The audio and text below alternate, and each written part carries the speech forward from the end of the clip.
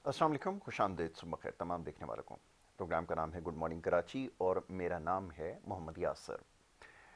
नज़मीन programme good morning Karachi में मुख्तलिफ हवालों से गुफ्तगू करते हैं। सुबह के वक्त कोशिश होती है कि अवामी नौइयत के मामलात और मसाइल पर गुफ्तगू की जाए।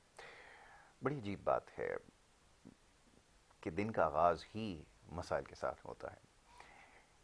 बहुत सारे प्रोग्राम देखने वाले अपनी आरा से हमें नवाजते हैं, पैगाम भेजते हैं बज़रिए सोशल मीडिया। ये काम आजकल क्योंकि आसान है, इस चीज़ की बारहा निशानदही की जाती रही है कि सुबह के वक्त कुछ ऐसे मामला ज़ेर बहस आए हैं जिनसे आप ये समझ लीजिए कि दिन का आगाज़ अच्छा हो, मसाइल के बारे में बात ना हो।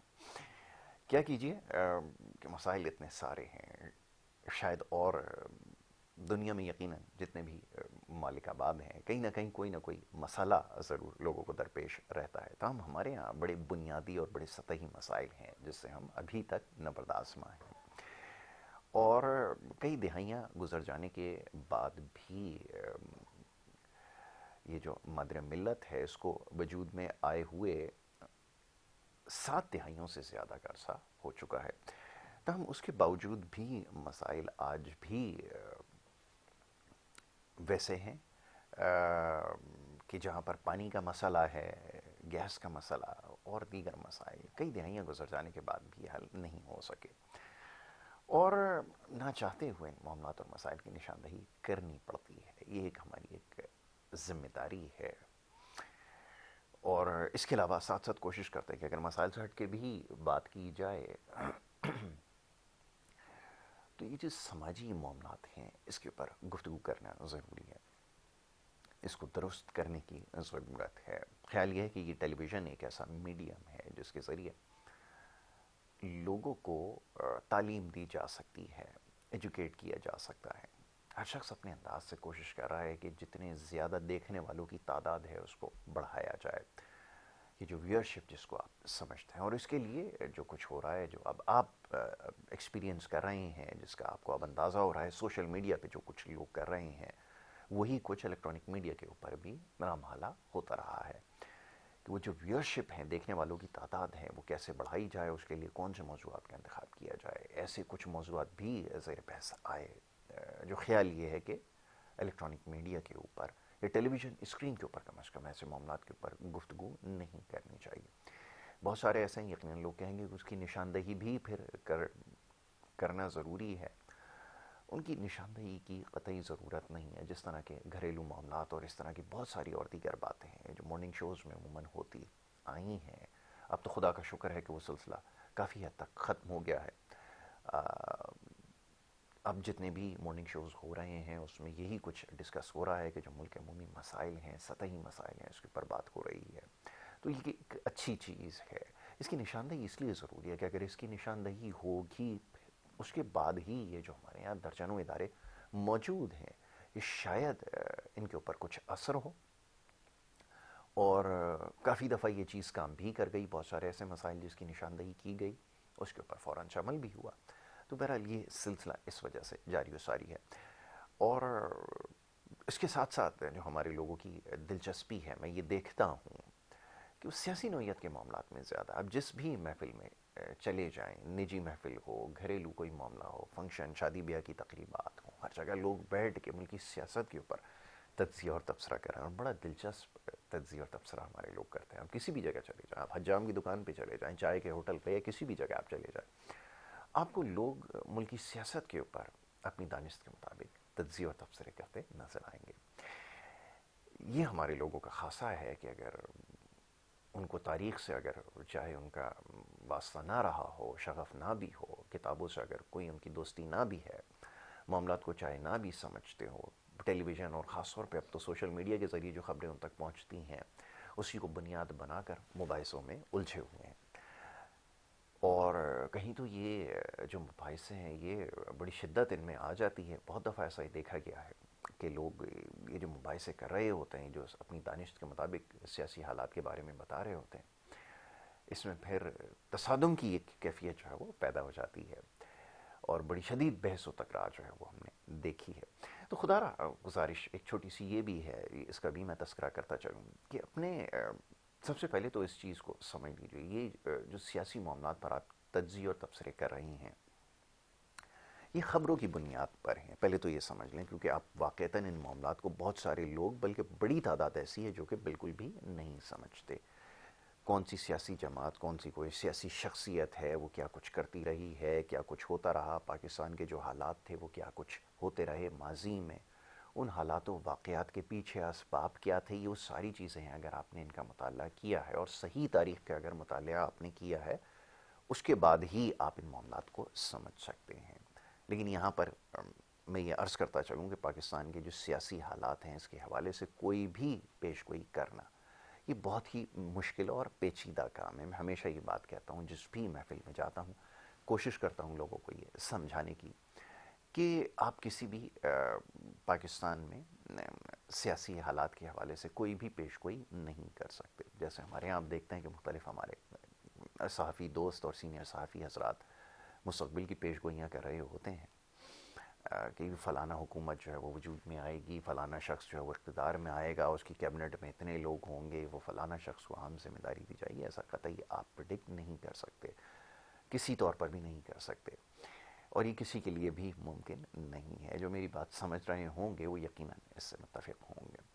تو بہرحال ان چیزوں سے بچیے، خدا را بحث و تکرار کی طرف نہ جائیں۔ ہمارے حالات ایسے نہیں ہیں، ہم اجازت نہیں دیتے، ہماری دانست، ہمارا فہم ایسا نہیں ہے کہ ہم مباحثوں کے اندر سیاسی حالات کے اوپر بحث و تکرار کریں۔ اور خاص طور پہ نوجوانوں سے گزارش کرتا ہوں کہ آپ نے جتنی کچھ سیاست دیکھی ہے وہ سوشل میڈیا کے ذریعے دیکھیے، اور جو کچھ آپ تک پہنچا ہے وہ بذریعہ سوشل میڈیا ہی پہنچا ہے۔ تو خدا را آپ اپنی کسی بھی سیاسی جماعت سے آپ کی وابستگی ہو، کسی سے بحث و تکرار میں نہ پڑیں۔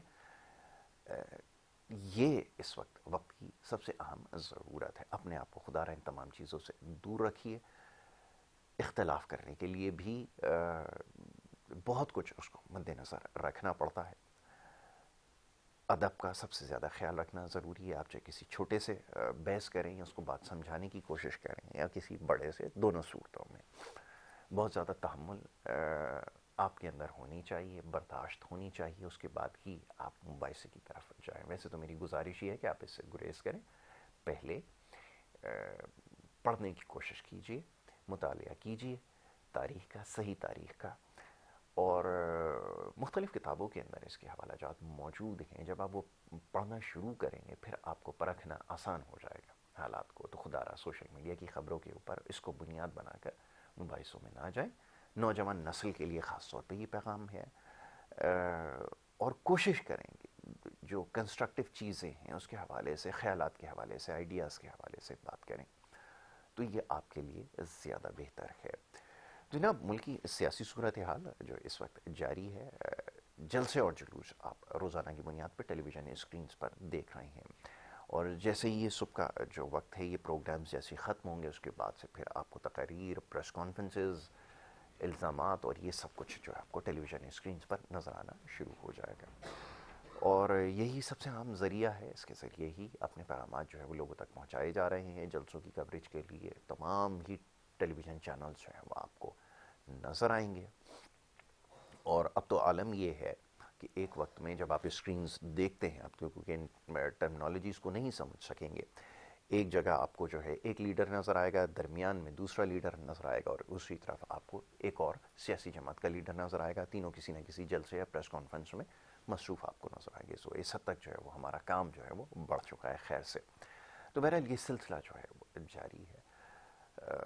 دوسری طرف یہ کہ آپ انتخابات کے حوالے سے بہت کچھ یہاں پہ کہا جا چکا ہے، سیاسی جماعتوں کے حوالے سے، اور مسائل کی نشاندہی بھی کی جاتی رہی ہے، اور یہ گفتگو ہے صرف آپ سمجھ لیں کہ پروگرامز کی حد تک ہی ہے۔ کوشش کر رہے ہیں ان کے اوپر بات کریں۔ سیاسی جماعتوں کے نمائندے جو ہیں ہمارے ساتھ یہاں پہ جو الیکشن میں حصہ لے رہے ہیں موجود ہوتے ہیں، ان سے ہم گفتگو کر رہے ہیں، وہ کس حد تک مسائل کو سمجھتے ہیں، کیا کچھ کرنے کا ارادہ رکھتے ہیں، اور سیاسی نوعیت کی گفتگو ہوتی ہے۔ آپ کو پتہ ہے کہ سیاسی نمائندے جب الیکشن سے پہلے عوام میں جاتے ہیں تو اسی قسم کی باتیں کر رہے ہوتے ہیں کہ ہم یہ کچھ کر سکتے ہیں، یہ کرنے کا ارادہ رکھتے ہیں، اور جب پھر وہ ایوانوں میں چلے جاتے ہیں، اس کے بعد جو کچھ ہوتا ہے وہ یقیناً آپ دیکھتے آئیں۔ صورتحال اس وقت بھی زیادہ مختلف نہیں ہے۔ اور سیاسی جماعتیں کوشش کر رہی ہیں کہ اس وقت، کیونکہ بہت زیادہ، جیسے میں نے کہا کہ جب ان پروگرامز کے ذریعے یہ باتیں کی جاتی ہیں، پروگرامز میں ہی یہ سوال ہوتا رہا فرداً فرداً کہ کون سی سیاسی جماعت ہے، کیا منشور لے کر اس وقت میدان میں آ رہی ہے. کسی کے پاس کوئی منشور نہیں تھا، اور اب باقاعدہ منشور کے اوپر کام شروع ہوا، ہنگامی بنیادوں کے اوپر جس طرح کے منشور پیش کیے جا رہے ہیں. تو وہ کریش جو ہمارے منشور ہیں وہ لے کر آئے گئے میڈیا کے سامنے، ان کو رکھا گیا، پریس کانفرنس کے ذریعے اظہار کیا گیا. اور یہ سیاسی منشور نہیں ہے بیسکلی، یہ صرف یہ بتایا جا رہا ہے کہ آپ کے جو بنیادی مسائل ہیں اس کو ہم حل کیسے کریں گے. اس کو آپ شق بار آپ سمجھ لیں، ان کو ترتیب دیا گیا کہ ایسے ایسے مسائل ہیں، اور اس میں صرف بنیادی مسائل کا ہی تذکرہ ہے. کہیں پہ بھی یہ نظر نہیں آیا کہ 20 یا 25 سال کے بعد ملک کہاں کھڑا ہوگا، اس کے لیے کیا حکمت عملی مرتب کی گئی ہے، اس کے بارے میں کہیں کوئی تذکرہ نہیں کیا گیا. چند ایک نے یقیناً اس کے بارے میں کہا ہے، لیکن سرسری طور پر، کہ جتنی سیاسی جماعتیں ان کو بھی اس بات کا بخوبی علم ہے کہ اگر وہ حکومت میں آ بھی گئیں تو کتنے عرصے تک وہ حکومت میں رہیں گی. ابھی بڑا اہم سوال ہے، کیونکہ پاکستان میں بھی وہ شاید سیاسی کلچر نہیں ہے کہ 5 سال ایک حکومت مکمل کرے، اور شاید سیاسی جماعتیں، خیال یہ ہے کہ اس کے بارے میں سوچتی بھی نہیں ہوں گی کہ 5 سال کے لیے جب ہم آئیں گے تو ہمیں 5 سال میں اپنے آخری سال میں کیا کرنا ہے، اور اس سے پہلے جو سال ہمارے پاس ہوں گے اس میں کیا کچھ کرنا ہے. ابھی میں مثال آپ کے سامنے موجود ہے کہ اس سے پہلے جو حکومت رہی ہے، بہت سارے لوگ ناراض اس پہ ہوتے ہیں کہ آپ ان کو ہدف تنقید بناتے ہیں، لیکن یہ بات سمجھنا ضروری ہے اس سے پہلے بھی کوئی ایسا خاطر خواہ کوئی کارکردگی کسی کی نہیں رہی.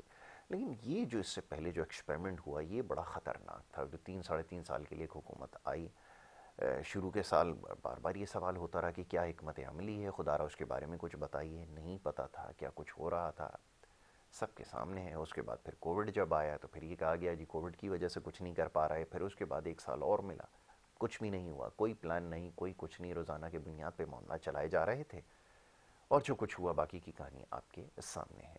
تو یہ زیادہ پرانی بات نہیں ہے، اور اس وقت تو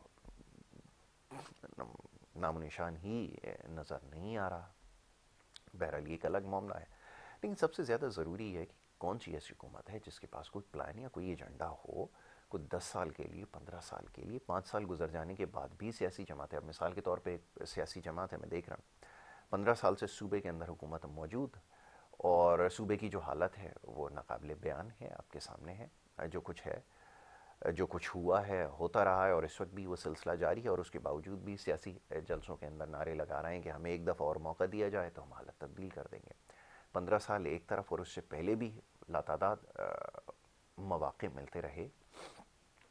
صورتحال آپ کے سامنے، بدترین کارکردگی صوبے کے اندر حکومت کی رہی ہے، اور اس کے باوجود بھی جب وہ سیاست کر رہے ہیں، جلسے کر رہے ہیں، تو بار بار یہ بات کر رہے ہیں کہ جی ہمیں ووٹ دیا جائے اور ہمیں موقع ملے گا تو ہم یہ کچھ کر دیں گے. تو یہ بڑی بدقسمتی ہماری ہے.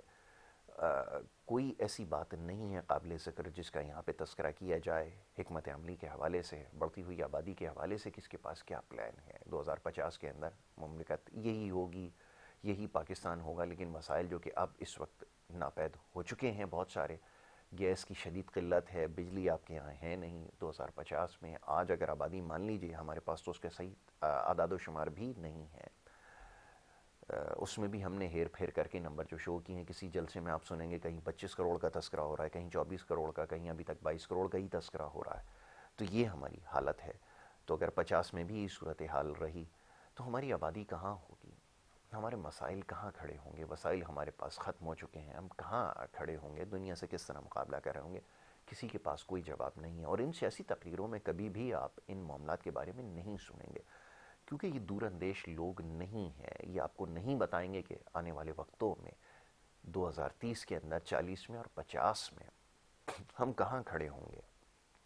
یہ جو بچے آج بڑی تعداد میں اسکولوں سے باہر ہیں، 2.5 کروڑ یہ بتایا جاتا ہے کہ لگ بھگ بچے ایسے ہیں، بلکہ اس کی تعداد کہیں زیادہ ہے. یہ 3 ساڑھے 3 کروڑ سے بھی تجاوز کر چکی ہے جو بچے اسکولوں سے باہر ہیں. اور آبادی کا 60% حصہ نوجوانوں کے اوپر مشتمل ہے. اور یہ بچے جب غیر تعلیمی یافتہ ہوں گے اس دور میں، اس وقت آپ دیکھ لیجئے کہ تعلیم اور جو ٹیکنالوجی ہے اس کا استعمال کس حد تک بڑھ چکا ہے. تو 40 اور 50 کے اندر جب ہم کھڑے ہوں گے، یہ بچے جو آج بنیادی تعلیم سے محروم ہیں، تو آپ کی آبادی کہاں ہوگی اور کیا صورتحال ہوگی. ایک لمحے کے لیے سوچئے. یہاں پر بریک کے لیے کہا گیا ہے، ایک مختصر سی بریک لیتے ہیں، بریک کے بعد جب واپس آئیں گے اس سلسلے کو جاری رکھیں گے. آپ دیکھتے رہیے گڈ مارننگ کراچی.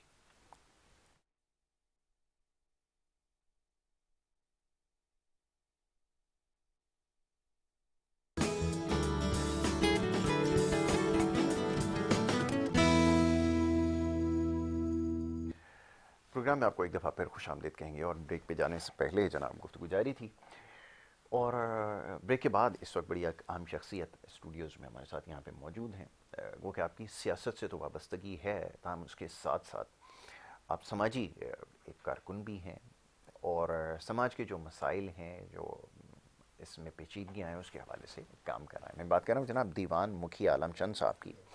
آپ کا جو تعلق ہے وہ پاکستان مسلم لیگ ق سے ہے، اور جیسے میں نے کہا کہ نہ صرف سیاست میں متحرک ہیں بلکہ اس کے ساتھ ساتھ جو سماجی کام ہے اس میں بھی مصروف عمل رہتے ہیں۔ دیوان صاحب کو خوش آمدید کہوں گا، بہت شکریہ دیوان صاحب پروگرام میں وقت دینے کے لیے۔ دیوان صاحب، اب سیاست میں آنا، وابستگی تو بہت ساری سیاسی جماعتوں کے ساتھ آپ کی رہی، ابھی کچھ دیر پہلے جو آپ نے بات کی وہ بڑی اہم ہے۔ میں بھی کچھ دیر پہلے جب پروگرام کا آغاز ہوا تو اس کا ہی میں نے تذکرہ کیا کہ سیاسی جماعتوں کی جو دلچسپی ہے پاکستان کے مسائل حل کرنے میں وہ اتنی نظر نہیں آتی، یعنی آنے والے وقت میں آپ کے جو مسائل ہیں اس کے حوالے سے ہمارے پاس کوئی پلان نہیں ہے۔ آپ نے زیادہ قریب سے ان معاملات اور مسائل کو دیکھا ہے، میں چاہوں گا ذرا اس کے بارے میں بتائیے کیا ہمارے پہلے تو میں آپ کے چینل کا بڑا شکر گزار ہوں جنہوں نے مجھے دعوت دی کہ میں عوام میں اپنا آواز پہنچا سکوں، تھینک یو۔ دوسری بات، مجھے چودھری سجاد صاحب اور محترم جناب طارق حسین صاحب نے ایک موقع فراہم کیا۔ 70-75 سال میں کبھی منارٹی کے بندے کو جنرل الیکشن لڑنے کا کسی پارٹی نے ٹکٹ نہیں دی کراچی میں، یہ بھی تاریخ ہے۔ کیونکہ بی بی سی والوں سے میری بات ہوئی تو انہوں نے بولا یہ تو خوشان بات ہے کہ پاکستان میں کوئی اس طرح بھی ہوتا ہے۔ کچھ کوتاہیاں ہماری بھی ہیں کہ ہم کبھی ہمارے جو بندے ہیں غریب لوگ ہیں وہ نہیں گئے پارٹیوں میں، لیکن جو آئے تو ڈرایا، کسی نے کبھی گینگوار نے ڈرایا تو کبھی کسی تنظیم نے ڈروایا، ڈراتے ان کو سکڑتے ان کو ایک فریم میں بند کر دیا۔ اس فریم سے میں نکل کے باہر آیا ہوں، تو مجھے بھی بہت ساری تکلیفیں ہوئی، فارم بھرنے سے لے کے یہاں تک ریجیکٹ بھی ہوا، پھر ہائی کورٹ سے بحال بھی ہوا، پھر ان لوگوں نے مجھے گھیرنے کے لیے فونیں بھی کی کہ ہم آپ کو یہ بات سمجھ نہیں آئی، آپ کو نہیں کرنی چاہیے، سیاست بہت مشکل چیز ہے، یہاں کراچی کے مسائل اور ان کے لوگ کی زندگی کا کوئی بھروسہ نہیں ہے۔ تو میں نے ان کو بولا بالکل آپ صحیح کہہ رہے ہو، لیکن میری زندگی اللہ کے ہاتھ میں ہے، جو مارنے اور قادر ہے اس پہ، ان کی اپنی ایک حیثیت ہے، وہ اللہ کا میرے پہ بھروسہ ہے۔ تو ان فونوں کو میں نے بولا آپ مجھے ڈرا رہے ہو کہ میں الیکشن میں نہ کھڑا ہوں، تو یہ بات آپ دماغ سے نکال دو، جس پارٹی سے بھی آپ ہو، انہوں نے نام بھی بتایا لیکن میں اس پارٹی کو شو نہیں کر رہا۔ تو میں نے بولا بھائی آپ کسی دنیا میں رہتے ہو، وہ جو لوگ جن کو تم نے ڈرایا سب کو سمیٹ کے رکھ دیا ہے، اس میں سے میں نہیں ہوں۔ تو پھر ایک فون میں نے بھی کی کسی دوست کو کہ اس طرح مجھے، تو وہ بندہ کل آیا، معافی مانگ گیا، یار یہ نہیں، بس ہم نے مذاق کی تھی، یہ کیا تھا۔ تو اس طرح ہوتی رہتی ہے یہ سیاست میں، ان کسی کو ہونے نہیں دیتے۔ مخصوص ٹولہ ہے، یہاں تو بلڈر مافیا ہے، یہاں سیاسی ٹولہ ہے جو اپنے لوگوں کو ایک گھیرا کھینچا ہوا تھا، رام لکشمن ریکھا کھینچی ہوئی، اس سے کسی کو آنے یا جانے کی اجازت نہیں ہوتی، صرف باس کے علاوہ۔ باس اجازت دیتا ہے، میں نے ان سب کو توڑا ہے، پہلی دفعہ ٹکٹ بھی لی ہے اور الیکشن بھی لڑ رہا ہوں، لیکن ان دونوں کو ناک میں دم کر کے دیا ہے۔ جو مین پارٹی ہے وہ بولتے ہیں ہم نے تو آپ سے یہ امید ہی نہیں رکھی تھی کہ آپ اس طرح موو کرو گے۔ میں ڈور ٹو ڈور جا رہا ہوں خود، بہت اچھی بات، اور میری 25-30 لیڈیز جا رہی ہیں ڈور۔ بھائی بھلے ہم الیکشن کو کچھ بھی نتیجہ ہے، لیکن ہم لوگوں کے مسئلے دیکھیں گے اپنے آنکھوں سے، تبھی ہم کو معلوم ہوگا کہ ہم لوگوں کی خدمت کس طرح کر سکتے ہیں۔ اور آپ زیادہ بہتر اس لیے بھی جانتے ہیں کیونکہ آپ ایک سماجی کارکن بھی ہیں۔ یہ جو کراچی کے جو علاقے ہیں اب تو پسماندہ علاقوں میں شمار ہو رہا ہے، پاکستان بننے سے پہلے رام سوامی اور اس طرح کے جتنے علاقے ہیں یہ آباد تھے، اور آبادی کی بڑی تعداد وہاں پہ رہتی ہے۔ مسائل کس نوعیت کے ہیں یہاں؟ تو کبھی کسی نے بات ہی اس حوالے سے نہیں کی، جیسے ابھی آپ نے تنگ گلیوں کا ذکر کیا تو ایک مسئلہ ہے سیوریج کی لائنیں، پانی، کوئی ہے سلسلہ، کوئی نظام، کوئی ہے سننے والا؟ پہلی بات تو ہمارے، میں ایک چیز کی مخالفت کرتا ہوں، وہ یہ مخالفت ہے ہماری جی کہ یہ ہمارے کو یہ نہیں سمجھ جی جی جی بالکل ہمارے کو مخصوص جی سیٹوں پہ نمائندگی کا موقع دیا جاتا ہے، بالکل ایسا ہی ہے۔ دیوان صاحب کو جو اقلیتیں ہمارے یہاں ہیں، ایک بڑی بدقسمتی ہے کہ ہمیں ان کو اقلیت کہنا پڑتا ہے، تو ان کی نمائندگی کر رہے ہیں۔ جی واضح کرنے آیا ہوں آج آپ کے پاس، ضرور عوام تک یہ آواز پہنچنی چاہیے کہ مخصوص سیٹ اس بندے کو ملتی ہے جو لیڈ کلاس ہے، ظاہر ہے لین دین کے بغیر نہیں ملتی. پیسوں کے ذریعے ہوتا ہے نا. میں پیسے کی لین دین کی بات کرتا ہوں. لین دین کی بات. تو لین دین میں اربوں کروڑوں کا کام ہوتا ہے. تو ایک غریب کو تو سوچا نہیں, ممکن ہی نہیں. وہ 20,000 فارم نہیں بھر سکتے, نہیں بھر سکتا. تو وہ کیا جا کے الیکشن مخصوص سیٹ لیں گے, سوچ ہی نہیں سکتا. تو مجھے بھی آفریں ہوئی تھی کہ بھائی اتنے پیسے دے دو, ہم یہاں لے لیں, یہ لیں. آج سے نہیں, تقریباً مجھے 18 الیکشن میں جس پارٹی کے ساتھ تھا ادھر بھی یہ حال تھا. اچھا. ہم نے جنگ کی, ہم تو کارکن تھے, بنیادی تھے, فاؤنڈر تھے, تو ہم سے وہ مانگ نہیں سکے, تو جسے مانگے اسے لیے, اس کو ٹکٹ دے دی, وہیں سے ہمارا جھگڑا شروع ہو گیا. تو کہنے کا مطلب مخصوص سیٹ نہیں ہونی چاہیے. یہ مخصوص تو اوپر سے گئے, اوپر سے آئے, کبھی وہ ہلکے میں گئے ہی نہیں. انہوں نے وہ دیکھا ہی نہیں ہندو کے ووٹ کدھر ہے, کرسچن کے کدھر ہے, مسلمان بھائی کے کدھر ہے, ان کو یہ تک نہیں پتا کہ یہ کمیونٹی رہتی کہاں ہے. تو میں نے یہ فیصلہ کیا کہ مخصوص نہیں لوں گا. ٹھیک ہے. میں عوام میں جاؤں گا, ان کے مسئلے دیکھوں گا. دوسرا آپ کا سوال تھا کہ ان لوگوں کے مسئلہ ہے کیا, تو میں آپ کو بھیمپورہ میں نارائن میں گیا, تو رات کا میرا ایک 2 اینکر بھی تھی. جی جی. وہ بچیاں رو پڑی, خدا کی قسم وہ رو پڑی, مجھے بھی آنسو آ گئے کہ ہم جس گلی سے جا رہے ہیں, تو آدھا مجھے وہ لڑکی لگ رہی تھی, میں آدھا اس کو لگ رہا تھا. اتنی تنگ گلی. وہ گھر کتنے 10,000. 3 لاکھ کی آبادی ہے ادھر.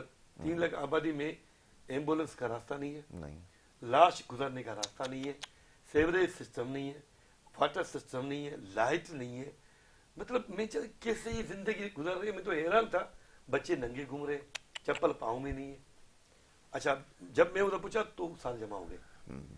اس کا ایک نام کا تلسی رام ادھر کا جو بڑا ہیڈ ہے, تو ان کی آفس لگی ہوئی ہے, وہ بیچارے ایک چھوٹی سی آفس بنائی ہوئی ہے, ان میں 2 آتا ہے, کوئی 10 روپے دے جاتا ہے, کوئی 20. میرا یہ پیسے کہاں جاتے ہیں؟ ہاں, یہ بھی سوال ہے.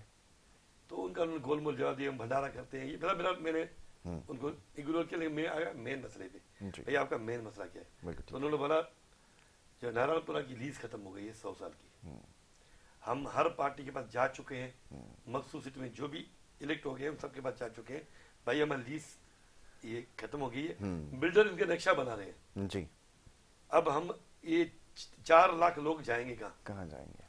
تو آپ اگر ہمارا مسئلہ یہ کرتے ہو حل لیز کا, تو ہم آپ کو ووٹ دیں گے. میں نے میں تو نہ ایم پی ہوں, نہ ایم این اے ہوں, میں ایک سوشل ورکر ہوں. سوشل ورکر کی کیوں سنیں گے وہ؟ بالکل ٹھیک ہے, بالکل ٹھیک ہے, آپ نے بڑی سیدھی بات کی ہے. ورنہ تو میں یہاں آپ کو وعدہ کر دوں کہ میں ابھی کرا دوں گا, نہیں ہو سکتا. ووٹ آپ کی مہربانی ہے, دو گا ٹھیک ہے, میں آپ کے لیے کھڑا ہوں, مجھے ضرورت نہیں ہے.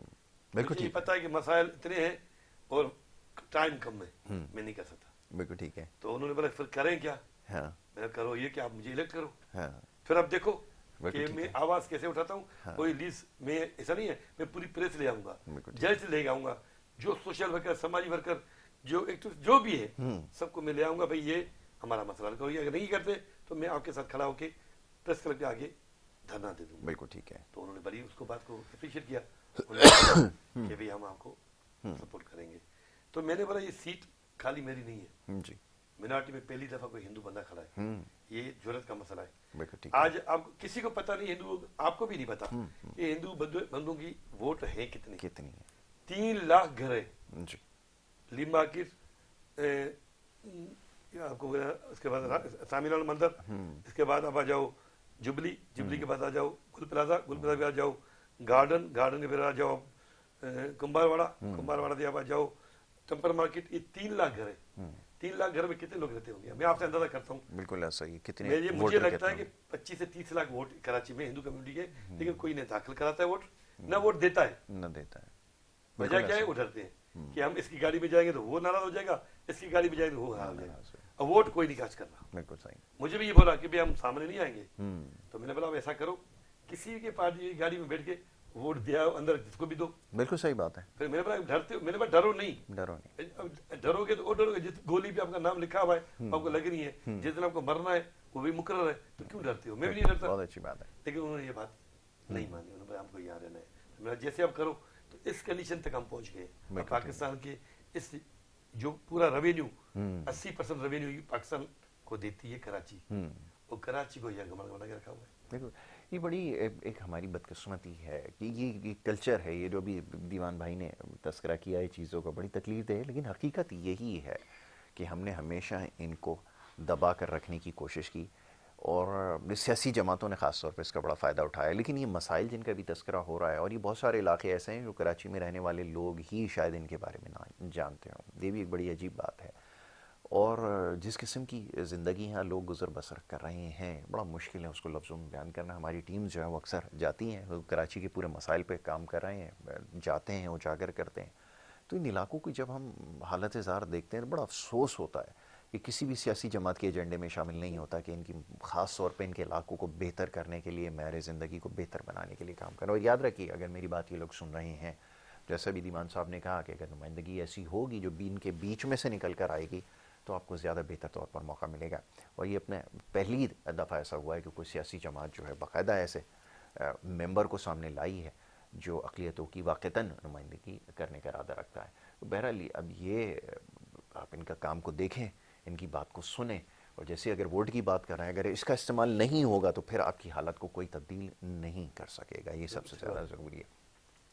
دیوان بھائی یہ فرمائیے کہ بہت ساری اور سیاسی جماعتیں ہیں، ہر شخص کی کوشش ہوتی ہے کہ کسی ایسی سیاسی جماعت کے ساتھ جا کر، خاص طور پہ آزاد امیدوار کی، کہ جڑ جائے جس کا کوئی نہ کوئی ووٹ بینک ہو یا کوئی نہ کوئی اس کی لائکنگ وغیرہ ہو.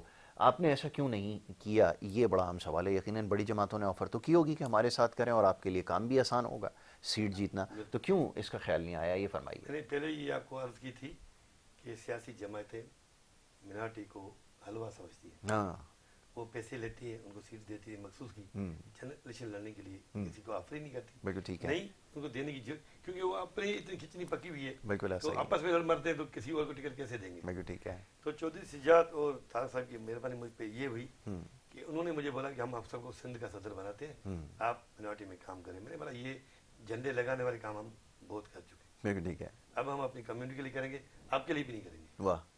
کیونکہ ہماری کمیونٹی کو کبھی آپ نے اہمیت دی نہیں. دی نہیں. جو پاکستان کے بزنس میں 25% کا حصہ رکھتے ہیں، ساری کاٹن فیکٹری ہندو کمیونٹی چلاتی ہے، رائس مل انٹیریئر میں ہندو کمیونٹی چلاتی ہے، ٹیکسٹائل مل ہندو چلاتی ہے، اور جتنے بھی چھوٹے موٹے بڑے کام ہیں آپ دیکھو کہ وہ آپ نے کبھی ہندو بندے کو بھیک مانگتے ہوئے نہیں دیکھا ہوگا. بالکل ہے بھی غریب، سکلتے سکلتے رہ رہے ہیں، لیکن ان کو یہ درس ہم نے نہیں دیا. جیسے دوسری پارٹیوں نے فلانا کارڈ دے دیا، فلاں کارڈ دیا، فلاں کارڈ دے دیا، بھیک پہ لگا دیا. وڈیرے کی گھر والی بھی لائن میں کھڑی ہے 25,000 لینے کے لیے. تو ہماری کمیونٹی کو ہم یہ درس نہیں دے رہے. بہت اچھی بات. ہم یہی لیکچر دیتے ہیں، بھائی کماؤ کھاؤ اور پاکستان کی خدمت کرو. جو یہ ملک رہے گا تو ہم رہیں گے. بالکل دیکھو انڈیا میں مسلمان ہم سے زیادہ رہتے ہیں، پاکستان زیادہ ہوا ہے، وہ ادھر سے وفادار ہیں، ہم اپنے ملک سے وفادار ہیں. بالکل ٹھیک ہے. ہم نے اس دھرتی کے لیے سب. میں تو یہ بھی کہتا ہوں کہ ہم تو گئے ہی نہیں کہیں. بالکل صحیح بات ہے. دیکھو بلوچ بھی آئے، سومرا بھی آیا، مہاجر بھی آئے، ہم تو کہیں نہیں گئے. ہم کراچی میں رہ کے دبتے ہوئے گئے، سکڑتے ہوئے گئے. یہی جو باہر سے آئے انہوں نے مارا. ادھر تو مہاجر شکایت کر رہے ہیں، ہم تو بولا سب سے ظلم تو ہم سے زیادہ ہے کہ ہم ادھر پیدائشی ہم ادھر ہی گئے. بالکل صحیح. ہمارے ابا دادا جتنی بھی بلڈنگ آپ دیکھو کتنی ہندو کمیونٹی کی کتنی بلڈنگ بنی ہوئی ہے. بالکل ایسا ہی. ایک بلڈنگ میں ہندو کا قبضہ نہیں ہے. وجہ کیا ہے؟ ہم محمد پسند قوم ہیں. ہم دوسرے کو لوٹ کے نہیں کھانا چاہتے. بہت اچھی. ہم کما کے کھانا چاہتے ہیں. یہی سوچ ہونی چاہیے. بالکل ایسا ہی. آپ نے بالکل صحیح کہا کہ وقت کی ضرورت ہے، اس کے بارے میں ہمیں سوچنے کی ضرورت ہے. اور ہمارے جو دیگر لوگ ہیں ہم نے ان کو ہمیشہ آئسولیٹ کرنے کی کوشش کی ہے. سیاسی جماعتوں نے خاص طور پہ ان کے مسائل کو کبھی سمجھنے کی کوشش نہیں کی ہے. اور میں بارہا اس چیز کو دہراتا ہوں. شہر کراچی ویسے اگر آپ دیکھیں تو ایک بڑی انٹیگریٹڈ سوسائٹی ہے. ہر کمیونٹی کا، ہر زبان کا، ہر قوم کا رہنے والا شخص آپ کو شہر کراچی میں ملے گا. تو بہرحال جب اس طرح کے حالات ہوں پھر آپ کو اس کے اوپر واقعتاً سوچنے کی ضرورت ہے. ہمارے یہاں جتنے بھی کام ہوتے رہے، ہم ابھی تک جیسے میں نے ابتدا میں بھی تذکرہ کیا کہ سڑکوں سے اور اس سے باہر ہی نہیں نکل سکے کہ ہم یہ سوچ سکیں کہ ان کی آبادکاری کے لیے ان کے مسائل کو بھی حل کرنے کی ضرورت ہے، ان کمیونٹیز کو اسٹرانگ کرنے کی ضرورت ہے. کیونکہ اگر یہ اسٹرانگ ہوں گے تو پھر یہ کنٹریبیوٹ کر سکیں گے. لیکن پوری کراچی کی حالت جو ہے نا دیوان بھائی، وہ ایک جیسی ہے. ابھی آپ کسی بھی علاقے میں چلے جائیں، کہیں پہ بھی آپ کسی گلی میں چلے جائیں، کسی بھی علاقے سڑک کو آپ دیکھ لیجئے، سب ایک برابر کر دیا انہوں نے. اور خاص طور پہ ابھی بھی ووٹ مانگنے کے لیے نکلے ہوئے ہیں. بہرحال یہ بھی ایک بڑا المیہ ہے. اور دیوان صاحب یہ کہ اب سیاسی جماعتیں خاص طور پہ اگر قافلی کی بات کریں، وہ ایک جو ٹائم تھا مشرف صاحب کے دور میں، اس کے بعد سے وہ واپس نہیں آیا اور ابھی بھی جو ہے وہ اسٹرگل کرتے ہوئے نظر آ رہا ہے. کس طرف جاتا ہوا دیکھ رہے ہیں اپنی سیاسی جماعت کو؟ وابستگی تو آپ کی ہے لیکن مستقبل کیا سمجھ میں آ رہا ہے، یہ تو فرمائیے. سیاست کی بات کروں تو پارٹیوں میں کہیں بھی ضرورت نہیں ہے. بالکل ٹھیک ہے. یہ بات تو طے ہے، کہیں پہ بھی نہیں ہے. کہیں بھی ضرورت نہیں. میں اپنی बड़ी बात कर दूं, बड़ी खुलकर आपने बात की। नहीं नहीं है गलत, झूठ बोलना हाँ। फिर आगे जाके उसको डिफेंड करें, ये मुश्किल काम ठीक है, ठीक है। तो जहमूरत कहीं भी नहीं है, कहीं पे लेकिन भी फिर नहीं। भी हमने जो देखा है चौधरी सिजाद को, तो उनकी पार्टी में ये है कि वहाँ ये पैसे वाली बात नहीं है। मैं हल्फियन कहता हूँ, मैंने रुपया नहीं दिया है, हल्फियन कहता हूँ। ठीक है।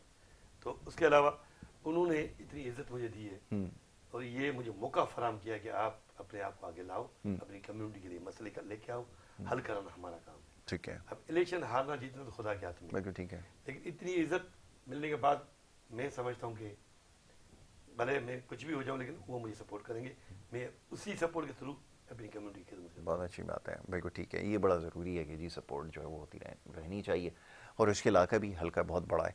अब जब आप मुंतखब हो जाते हैं तो सिर्फ एक कम्युनिटी की नहीं, फिर और लोगों की भी जिम्मेदारी आपके ऊपर आ जाती है, क्योंकि जिस हैसियत में आप इलेक्शन लड़ रहे हैं तो उसमें फिर बहुत सारे और दीगर लोग भी आपके उसमें आएंगे, उनकी भी जिम्मेदारी आप पे होगी। क्या ये सोच रखा है? देखो मैं जिस इलाके में लड़ रहा हूँ वहाँ मिक्स आबादी, हर किस्म की है, बिल्कुल है, पंजाबी भी है वहाँ, सिख भी है, क्रिश्चियन भी है, सब है, हिंदू है, और सबके मैं डोर पे डोर हाँ ये बड़ा जरूरी है। डोर पे डोर गया हूँ मैंने कहीं नहीं छोड़ा।